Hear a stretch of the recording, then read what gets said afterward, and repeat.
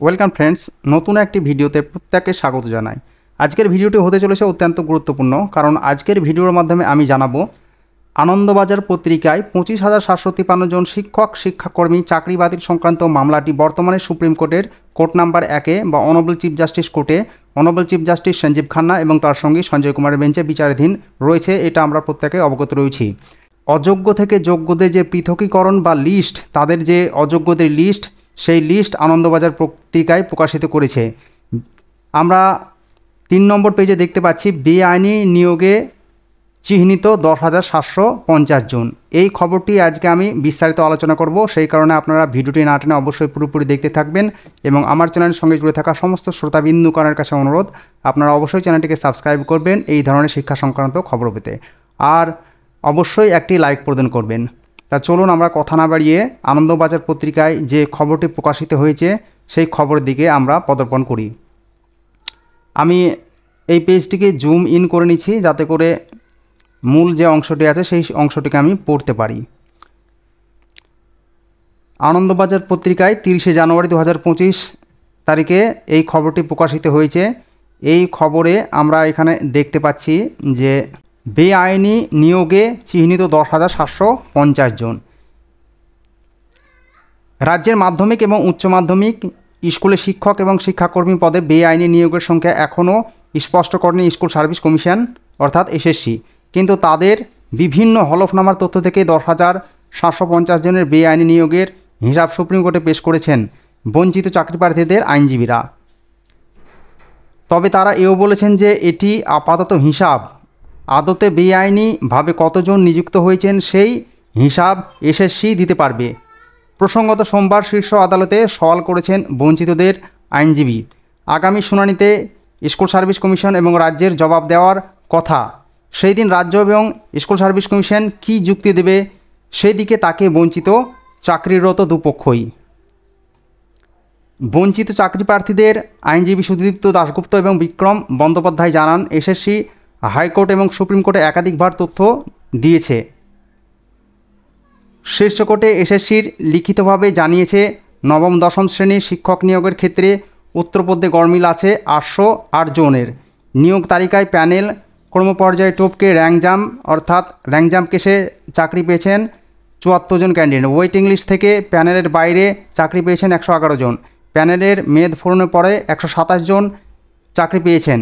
একাদশ দ্বাদশের শিক্ষক পদে উত্তরপত্রের গড়মিল আছে 772 জনের। প্যানেলের ক্রমপর্যায়ে টপকে চাকরি পেয়েছেন 20 জন। ওয়েটিং লিস্ট থেকে ও প্যানেলের বাইরে চাকরি পেয়েছেন 18 জন।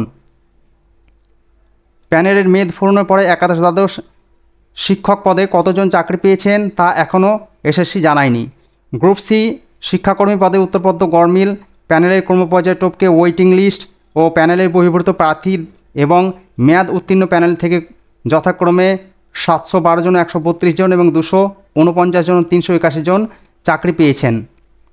গ্রুপ ডি পদে উপরোক্ত নানা গড়মিল যথাক্রমে 1911, 237, 371 এবং 609 জন চাকরি পেয়েছেন। এই হিসেবের বাইরেও আরও বেআইনি নিয়োগের তথ্য দিয়েছেন বঞ্চিত আইনজীবীরা। তারা জানান, নবম দশম শ্রেণীর শিক্ষক পদে ঘোষিত শূন্যপদ ছিল 12,905 জন। এসএসসি নিয়োগের সুপারিশ করেছিল 11,425টি, কিন্তু মধ্যশিক্ষা পর্ষদ নিয়োগপত্র দিয়েছিল 13,056 জনকে। এইভাবে একাদশ দ্বাদশের শিক্ষক নিয়োগের ক্ষেত্রে ঘোষিত শূন্যপদ ছিল 5,712টি এবং এসএসসি সুপারিশ করেছিল 5,557টি পদে, কিন্তু পর্ষদ নিয়োগপত্র দিয়েছে 5,757টি। গ্রুপ সি পদের ক্ষেত্রে ঘোষিত শূন্যপদের সংখ্যা ছিল 2,067টি এবং এসএসসি সুপারিশ করেছিল 2,037টি পদে, কিন্তু নিয়োগপত্র দেওয়া হয়েছে 2,484 জন পদে। গ্রুপ ডি পদে ঘোষিত শূন্যপদ ছিল 3,956 এবং এসএসসি সুপারিশ করেছিল 3,881 পদে। এই ক্ষেত্রে 4,547টি নিয়োগপত্র দিয়েছে পর্ষদ। এই তথ্যের ভিত্তিতে আইনজীবী সুদীপ্ত দাশগুপ্তের বক্তব্য, এসএসসি জমা দেওয়া তথ্য ঘেঁটেই এই হিসাব পাওয়া গিয়েছে। এর বাইরে বেআইনি নিয়োগ থাকতে পারে। উত্তরপত্রের গোলমাল, ল্যাংজাম, ওয়েটিং লিস্ট থেকে ও প্যানেলের বাইরে চাকরি, প্যানেলের মেয়াদ ফুরানো এবং শূন্যপদ নিয়োগের সুপারিশ ও নিয়োগপত্র দেওয়া সব মিলিয়ে আপাতত 10,750টি বেআইনি নিয়োগ চিহ্নিত করা গিয়েছে। আশ্চর্যের বিষয়, এসএসসি কখনোই নির্দিষ্ট করে বেআইনি নিয়োগের হিসাব দিচ্ছে না। এসএসসি একটি সূত্র অবশ্যই এই হিসাবকে পরিসংখ্যানগত ত্রুটি বলেছে। এই সূত্রের দাবি, বহু সময়ে কোনো চাকরি প্রার্থীকে একটি নির্দিষ্ট স্কুলে সুপারিশ করা হয়েছে, তার ভিত্তিতে পর্ষদ নিয়োগপত্র দিয়েছে, তবে সেই ব্যক্তি সংশ্লিষ্ট স্কুলে যোগ দেননি। তারপরে এসএসসি সেই নিয়োগের সুপারিশ বাতিল করলেও পর্ষদ বাতিল করেনি। আগের নিয়োগের সুপারিশপত্র বাতিল না করলে পরের কোনো প্রার্থীর জন্য ওই পদে নিয়োগের সুপারিশপত্র দেওয়া যেত না। যদিও বঞ্চিত আইনজীবীদের পাল্টা যুক্তি, এসএসসি মেমো নম্বর অনুযায়ী পর্ষদ নিয়োগপত্র দিয়েছে, তাই এই নিয়মে পর্ষদের আগেও নিয়োগপত্র বাতিল করে পরের প্রার্থীকে একই পদে নিয়োগপত্র দেওয়া উচিত, কিন্তু তা হয়নি কেন?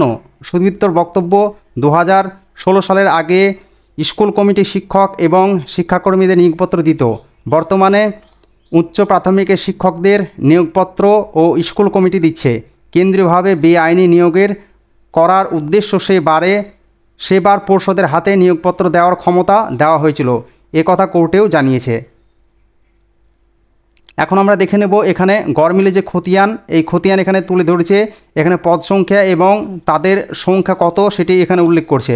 নবম দশমের ক্ষেত্রে শিক্ষক নিয়োগের ক্ষেত্রে মোট গড়মিল হয়েছে 2,902 জন এবং একাদশ দ্বাদশের 1,055 জন এবং গ্রুপ সি কর্মী পদে শিক্ষাকর্মী পদের জন্য 2,408 জন এবং গ্রুপ ডি শিক্ষাকর্মী পদের জন্য গড়মিল হয়েছে 4,385 জন। এইভাবে মোট বেআইনি নিয়োগের সংখ্যা দেওয়া হয়েছে 10,755 জন এবং মোট নিয়োগ হয়েছে 25,844 জন, যেখানে বেআইনির পার্সেন্টেজ করে হচ্ছে 41.59%। সূত্র, সুপ্রিম কোর্টে জমা দেওয়া বঞ্চিতদের আইনজীবীদের হিসাব অনুসারে এটি। এখানে একটি বক্তব্য সুদীপ্ত দাশগুপ্তের এখানে বক্তব্য প্রকাশ করা হয়েছে বঞ্চিত চাকরি প্রার্থীদের আইনজীবী। এখানে বলেছে যে এসএসসির জমা দেওয়া তথ্য ঘেঁটেই এই আপাতত হিসাব পাওয়া গিয়েছে, এর বাইরে বেআইনি নিয়োগের থাকতে পারে। আশ্চর্যের বিষয়, এসএসসি কখনোই নির্দিষ্ট করে বেআইনির নিয়োগের হিসাব দিচ্ছে না। তো আজকে এই পর্যন্ত আনন্দবাজার পত্রিকায় এই খবরটি প্রকাশিত হয়েছে। এই সংবাদটুকু আপনাদের দেওয়ার ছিল। এই ধরনের শিক্ষা সংক্রান্ত ভিডিও পেতে এবং আগামী 10 তারিখে স্কুল সার্ভিস কমিশনের 25,753 জন শিক্ষক শিক্ষাকর্মী চাকরি বেতন সংক্রান্ত মামলাটির লাইভ হিয়ারিং দেখতে অবশ্যই আপনারা এই চ্যানেলটিকে সাবস্ক্রাইব করবেন, পাশে থাকা বেল আইকনটিকে প্রেস করবেন আর বন্ধুদের সাথে শেয়ার করবেন। আজকে এই পর্যন্ত, আপনাদের দিন শুভ হোক। জয় হিন্দ, জয় ভারত।